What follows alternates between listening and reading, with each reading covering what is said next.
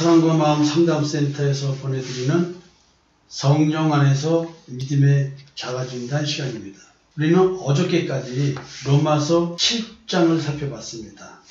로마서 7장 1절부터 25절 다시 한번 좀 반복적으로 설명을 좀 드리려고 합니다. 로마서 6장은 신앙의 일반론, 곧 믿음으로 의롭게 되었던 사실에 대한 변증처럼 이야기하고 있습니다.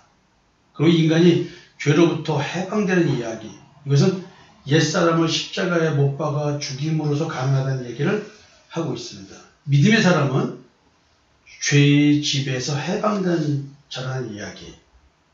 그리고 7장에서는 죄가 죽었음에도 불구하고 아직도 옛사람의 성품이 살아있음을 나라는 존재가 현존함으로써 현상적으로 체험하고 있는 바울의 이야기, 자기 자신의 이야기를 하고 있습니다. 마치 인간은 믿음 안에 있으면 십자가의 대속의 은총을 믿으면 죄를 절대로 지을 수 없다는 존재로 변하는 것으로 착각을 하게 됩니다.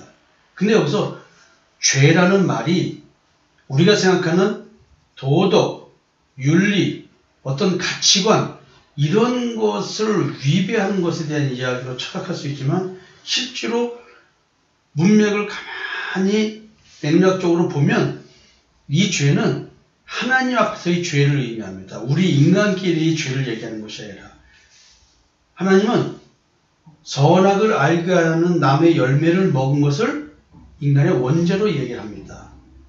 나머지 자범죄라고 하는 것은 이 원죄의 형태를 가진 원죄를 바탕으로 해서 발생하는 것이기에 자범죄가 문제가 아니라 원죄가 더 우선적 문제가 되는 것입니다.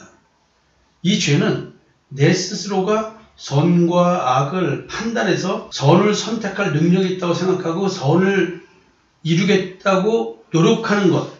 누구 앞에서? 하나님 앞에서. 그래서 내가 스스로 의인이 될 수 있다고 생각하는 살아가는 삶, 그렇게 생각하고 살아가는 신앙, 이것을 지금 죄라고 말하는 것입니다. 그러므로써 하나님께서 바울을 통해서 바울처럼 성도의 삶에서도 발생할 수 있는 내면적 갈등을 적나라하게 바울의 체험을 통해서 묘사해주고 있습니다. 그리고 내면 세계의 갈등, 어찌 보면은 융이 얘기하는 개성화 과정, 자기 실현의 과정, 이것이 성경적으로 어떻게 무의식 세계를 해결하는가 하는 그 극복의 길을 제시하고 있는 것입니다.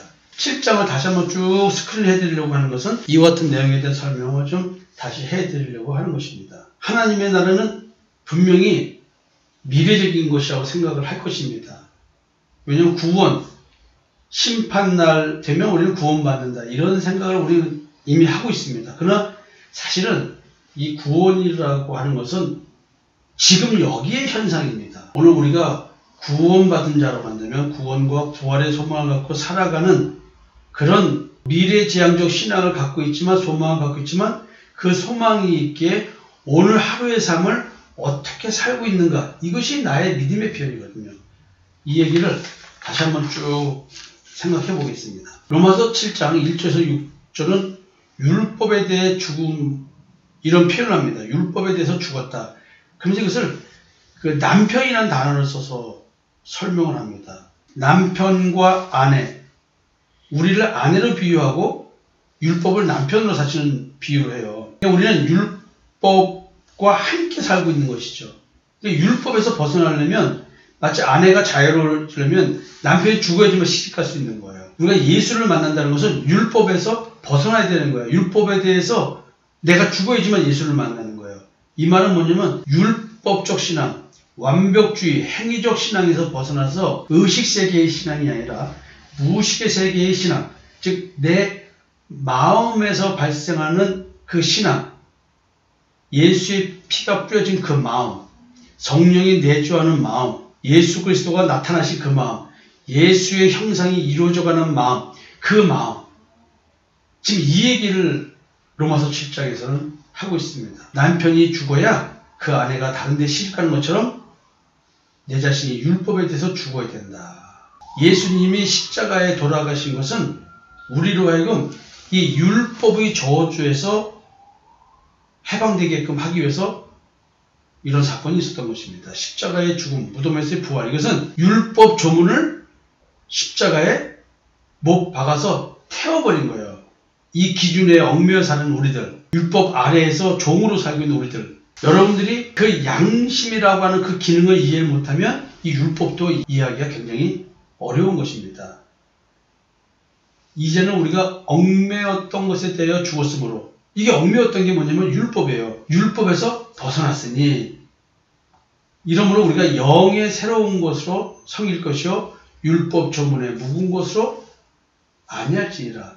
그러니까 율법 조문, 이건 묵은 것, 옛 길, the old way of the written code, 그 성령의 새로운 길, 성령께서 나로 하여금 새로운 길을 갖게, 새로운 신앙을 하게 만든다는 것이죠. 거듭남에 대한 얘기를 지금 하고 있는 것입니다. 무엇이 거듭난 것인가? 무엇이 새로운 피조물인가?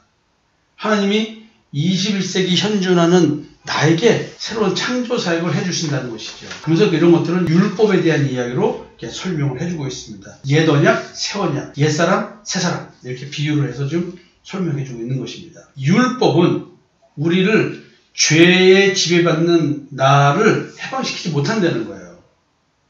율법은 선한 거예요. 근데 율법의 기능이 뭐냐면 내가 죄의 지배 아래 있다는 것을 깨닫게 해준 거예요. 내 마음속에 죄가 있다. 이걸 가르쳐 주는 거예요. 근데 죄가 기회를 타서 계명으로 말미암아 내 속에서 온갖 탐심을 이루게 만들었다는 거예요.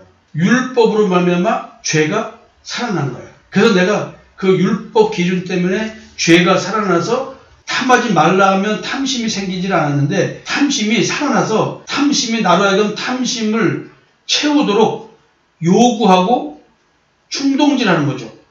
넌 내 탐심을 채워. 나는 이 탐심을 채워야 되는 거야. 그래서 이 탐심이 우상숭배가 되는 거예요. 코옷의 자기심리학이라는 책이 있어요. 이거를 읽다 보면은 어릴 때부터 우리는 자기 필요를 부모로부터 채우게 되어 있습니다. 그러니까 우리는 이미 태어날 때부터 탐심을 갖고 태어나는 거예요. 처음부터 끝까지 우리는 내가 원하는 바, 내가 바라는 바, 내가 소원하는 바, 이걸 이루기 위해서 내 감각을 채우기 위해서 인생을 살아갑니다. 그게 결국은 뭐냐면 내가 나를 우상으로 섬기고 있는 거예요. 그냥 내 마음의 탐심을 외재화시킨 것이 우상숭배예요. 근데 실제로 우상숭배가 문제가 아니라 내 탐심이 문제인 거죠. 그래서 탐심이 우상숭배라고 성경은 이 얘기를 하고 있는 것입니다. 율법으로는 죄에 지배받는 걸 깨닫고 율법을 지켜서 의인이 될 수 없는 걸 깨닫고 십자가 앞으로 나와서 예수와 연합되어서 옛사람을 십자가에 못 박혀 죽이고 새 생명을 얻어서 새 사람이 되는 것. 이렇게 이 길을 가게 만드는 것이 율법의 기능인데 율법이 계명을 지킴으로 말미암아 내가 스스로 의롭다고 느끼게 만든다는 것이죠. 그래서 내가 죄에 지배받는다는 것을 인식하지 못하게 만드는 거예요. 이게 속는 겁니다. 여러분들이 율법에 대해서 올바로 깨달아야 됩니다. 율법의 정체가 무엇인가? 선악을 알게 한 나무의 열매를 먹었다는 것이 뭐냐면 율법의 역기능적 신앙생활을 하는 거예요. 율법의 올바른 기능을 하면 내가 죄에 지배받는 걸 깨닫고 예수 그리스도 앞으로 나아가는데 도리어 율법의 역기능, 이것은 뭐냐면 미혹된 율법적 신앙, 행위적인 신앙, 이것은 나로 하여금 자기의를 열심히 쌓게 만들어서 하나님께 열심히 순종하는 줄 알았지만 불순종하게 만들다는 것이죠. 참 이게 무서운 것이죠. 그래서 결국 이런 계명 준수, 기준 준수 이런 것들을 가지고 양심이 역사를 하기 때문에 결국 나는 십자가의 대성요청을 거부하는 자로 이미 점점 성장해 가고 있다. 무서운 얘기죠. 이런 내가 지금 신앙생활을 열심히 하면 할수록 하나님을 거부하는 존재다. 그래서 바울은 율법은 신성한 거야. 신령한 거야. 영적인 거야. 근데 왜 우리가 도리어 육신에 속하여 죄열에 팔렸냐는 거지. 마음을 보지 못하고 육신 겉모습만 갖고 신앙생활을 한다는 것이죠. 그래서 바울은 겉을 지으신 이가 속도 지으시지 아니하셨느냐. 왜 니들 겉만 행위만 깨끗이 하려고 하냐. 너희들 마음을 깨끗이 해야지 하면서 이제 의식세계의 행동과 그 다음에 변화되지 않은 옛사람의 심리 상태에서 오고 가면서 행위를 바르게 하면서 내 마음이 깨끗하고 거룩하고 경건하다고 느끼게 만드는 이 속임수를 영성 차원에서의 이 거짓된 자기가 만들어내고 있다는 것이죠. 이것이 양심의 기능인 것입니다. 그래서 우리가 성경에서 얘기하는 그 성막, 성소와 지성소 밖에 있는 그 그 번제단과 물두멍, 이 성전 뜰에 있는 이것만 행동을 하면서 마치 내 마음이 깨끗한 걸 착각하는 것. 그래서 지성소까지 가야 되는데. 그래서 여러분들에게 이제 성막 얘기를 많이 설명드렸는데 이것이 내 마음에 대한 설명이라는 걸 아시고 정확하게 지금 제대로 무의식세계를 관심 갖고 들여다봐야 되겠습니다. 결국 우리가 성령의 역사로 예수의 피뿌림의 역사로 마음의 법을 깨달으면 속사람 그 자체를 이해하게 됩니다. 속사람으로는 하나님의 법을 즐거워합니다. 마음의 법을 좋아합니다. 그러나 내 마음의 법과 싸워서 나를 하나님의 법을 따르지 못하게 십자가의 대속의 은총을 믿는 믿음 속에서의 신앙으로 가지 못하도록, 즉 지성소 예배를 못 드리도록, 영적 예배를 드리지 못하고 행위적 예배, 번제단과 물두멍, 이 성전 뜰에서만 이루어지는 행위의 감각적인 신앙으로만 가게 만드는 죄의 법 아래로 나를 사로잡아하는 것이죠. 이 죄의 법이 바로 뭐냐면 행위적 신앙, 완벽주의적 신앙, 이걸 말하는 거예요. 두 개가 싸움이 믿음의 굳건하게 서지 못하니까 내 마음속에서 이 두 싸움이 치열하게 싸우는 거예요. 내 마음이 전쟁터이기 때문에 바울은 오라 나는 공고한 사람이로다 이 사망의 몸에서 누가 나를 건져내라, 이런 영적 절규를 하는 겁니다. 그러면서 자기 자신이 아는 거예요. 우리 주 예수 그리스도로 말미암아 하나님께 감사하리로다. 그런즉 내 자신이 마음으로는 하나님의 법을, 육신으로는 죄의 법을 섬기노라, 이런 고백을 하는 겁니다. 마음의 법, 하나님의 법인 마음의 법, 육신의 법인 죄의 법, 깨달음, 어마어마한 창조 역사가 이루어지는 깨달음이라고 그랬죠. 오라 나는 공고한 사람이로다 이 사망의 몸에서 누가 나를 건져내라. 우리는 자기 혐오와 자기 절망을 넘어서 이 고통과 괴로움을 믿음으로 극복하고 안식에 들어가는 것입니다. 누가 나를 건져내라? 바로 예수 그리스도야. 이걸 믿는 것이죠. 마음의 힘을 얻게 됩니다. 사랑과 마음 상담센터 섬김이 여러분, 주님과 함께하는 교회 성도 여러분, 다음 주에는 로마서 8장 얘기로 들어가도록 하겠습니다. 로마서 7장을 간단히 다시 한번 정리해 드렸습니다. 너무나 귀한 내용이 있는 로마서 7장입니다. 성도 여러분, 비록 자기 혐오와 자기 절망이 있다 할지라도 우리는 나를 보는 것이 아니라 우리의 소망이신 그리스도를 오늘도 바라보는 것입니다. 우리의 신앙은 나를 바라보고 그리고 소망이 없는 나, 그걸 딛고 그리스도를 향하여 소망을 품는 그런 존재인 것입니다. 오늘도 그리스도로 말미암아 행복한 하루 보내셨으면 좋겠습니다. 여러분 사랑하고 감사합니다.